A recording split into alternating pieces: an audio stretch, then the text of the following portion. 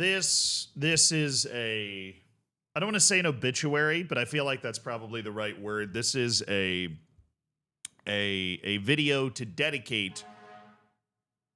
Even the people in the New York traffic outside are honking in celebration of the career of Jamie Vardy. One of the few players in a category that I believe is going to become increasingly rare that did it their own way in terms of actually making it. And there are really just one or two guys like this that exist in the world of football. Somebody like Gift Orban, who at the age of 20 is really not in any professional team at all, but then 2 years later is playing in the top French league, being a striker, right?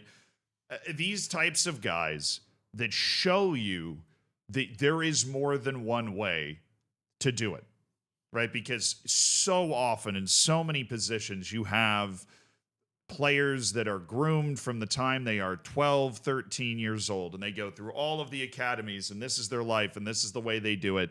And there's certain techniques and certain things that you have to learn and certain ways that you have to do things.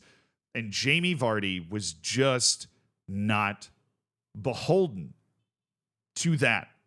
Right. And I know he's been held up as this mythical creature who played in non-league for a long time, who drinks Red Bulls before games and, eats normal like beans on toast or whatever the hell, doesn't sleep in a cryogenic chamber, and then managed to play in the Premier League until the age of 38, which is more than a lot of the guys that do, count their calories and do this and do that and everything else.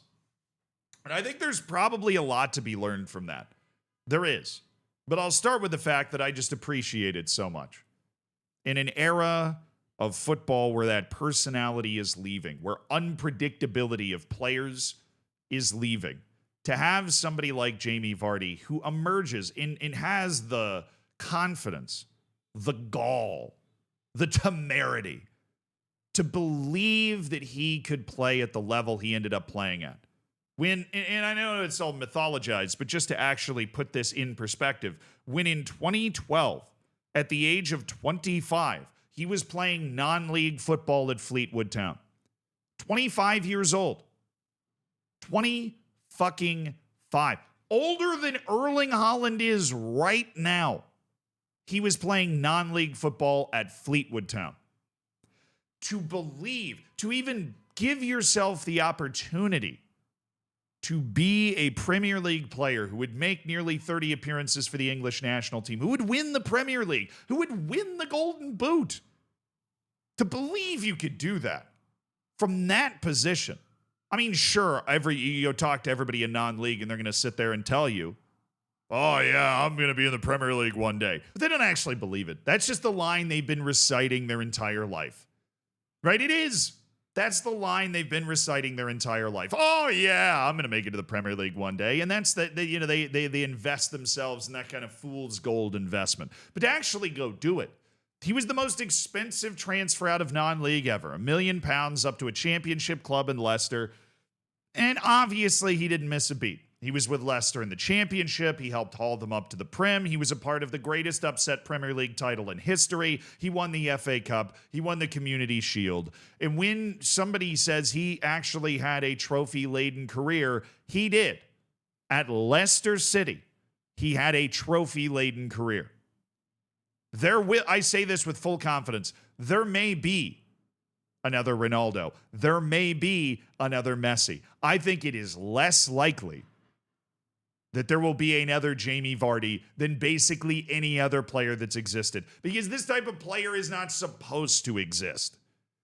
Jamie Vardy's existence is an indictment of the entire system. The fact that somebody could be capable of this and at 25 was playing in non-league is an embarrassment to the entire scouting infrastructure. Because they vacuum up anybody that has one modicum of a chance to make it. And they stick him in an academy and loan him out down the leagues until all of a sudden you end up with a bunch of washed up former Chelsea Academy graduates playing in League Two. And somehow Jamie Vardy was never a part of that. He was cut, I believe, at the age of 16 from Sheffield Wednesday.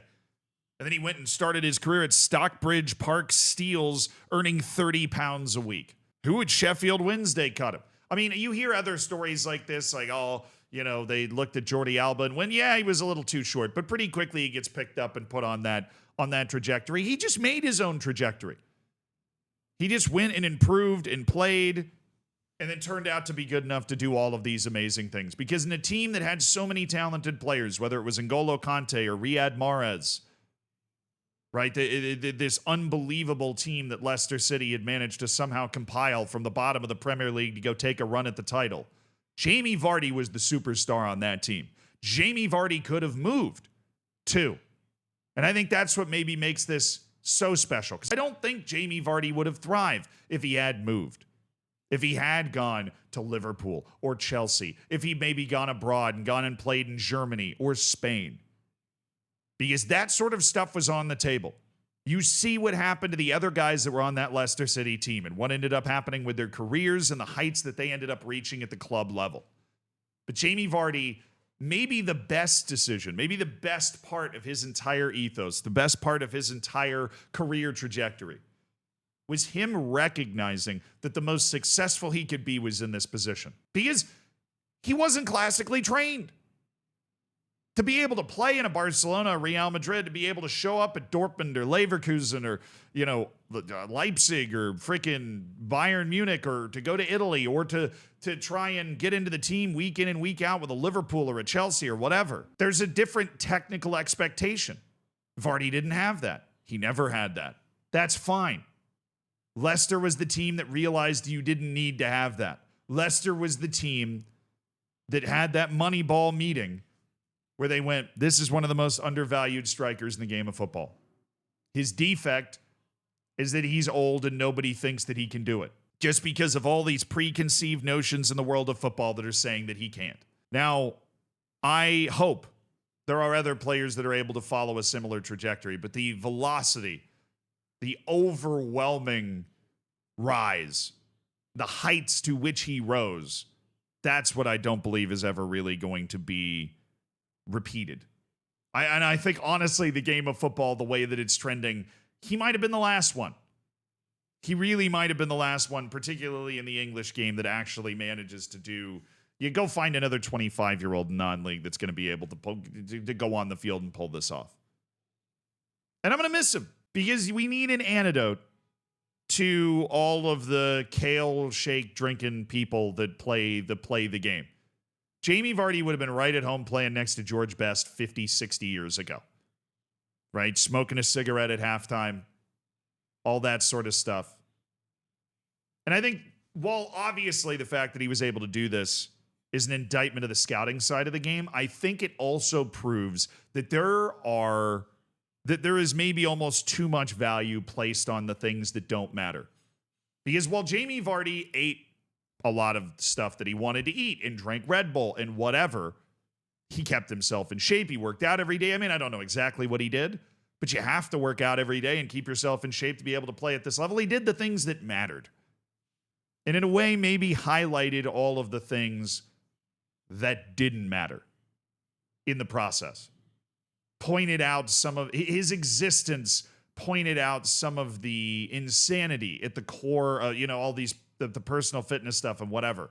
Every professional player has their own belief of what helped them get there, of what things they need to do to be able to perform at their top level. And obviously all of those players should do that. But I think there is obviously always a lot of misleading information or whatever that works its way in there just because of confirmation bias. You're doing something and you have success, and so you keep doing it. Or somebody that's had success in the past tells you this is the way that it needs to be done. And Jamie Vardy's existence not only embarrasses the scouting community, it points out that a lot more of that stuff has worked its way in through confirmation bias than anybody would have you believe. Because he played until he was 38. He was at that level for a really long time. 13 years, 181 goals for Leicester, 138 goals in the Premier League. He got Leicester into European competition multiple times. Obviously, he wasn't alone. It's a team game, and Leicester was a really well-run club for a while. And you know what? It's maybe even crazy. The guy just loves playing football, and I think that's oftentimes something that's really overlooked. This is something that's talked about in the NBA as well when it comes to basketball. How many of these guys that are at the super top level actually really love playing the game anymore? Vardy really loves playing the game. He's not done. He wants to go play somewhere else. And as weird as that might feel, Jamie Vardy's going to end up in the championship. Probably not, but maybe he's going to end up in MLS. I don't know where. There's going to be teams that want to give Jamie Vardy a shot, and Jamie Vardy wants to keep playing. Last of a dying breed. I hope not. I hope the door stays open for other people like this, but I'm trying to think, and I believe those are all the things I wanted to unpack about Jamie Vardy. Here he is with all of his trophies that he brought to Leicester City. One of the great Premier League players of all time. Don't let anybody else tell you any different. One of the greats. And it was a pleasure to watch this guy play. I'm going to miss the hell out of him.